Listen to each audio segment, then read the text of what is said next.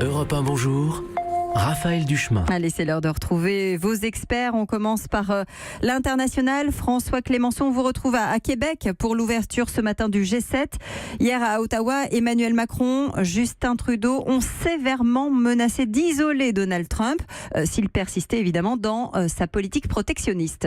Oui, alors contrairement à ce qu'on croit, il y a quand même une sorte de suspense avec ce sommet. L'année dernière, si vous vous en souvenez, à Taormina en Italie, les 6 autres membres du G7 avaient accueilli Donald Trump en lui accordant en quelque sorte le bénéfice du doute. Il n'avait pas voulu se prononcer tout de suite sur les accords de Paris sur le climat, ni sur la guerre commerciale.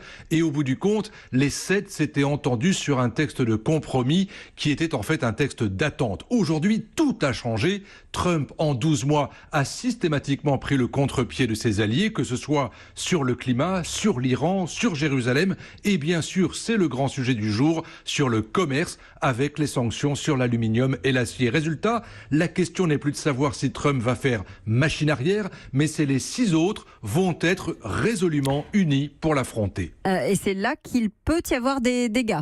Oui, et notamment pour Emmanuel Macron, car autant il a montré avec le Canadien Justin Trudeau qu'ils étaient déterminés à résister à Trump avec des mesures de riposte du Canada contre les États-Unis, autant ce sera peut-être plus difficile avec les Européens ou même avec le Japon. Avec Angela Merkel par exemple, tout le monde sait qu'elle est très réticente à attaquer frontalement l'Amérique sur le terrain commercial et qu'elle préfère négocier en bilatéral avec Washington, ne serait-ce que pour protéger les intérêts de l'industrie automobile allemande qui est dans le collimateur de la Maison-Blanche.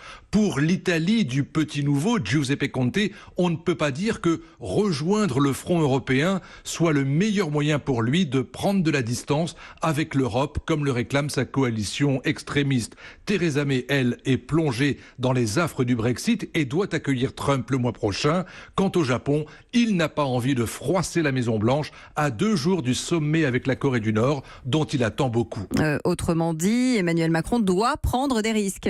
Alors d'abord, le risque que son alliance des 6 contre Trump se fissure ou soit trop molle, le risque aussi alors d'apparaître comme le porte-étendard d'une coalition que Trump peut détricoter par ses manœuvres bilatérales en continuant de menacer chacun des 6 individuellement. Un diplomate m'a confié hier qu'il avait inventé un nouveau mot pour décrire cette politique de Trump, l'unisolationnisme, une façon de se distancer des alliés pour mieux se replier sur ses seuls intérêts.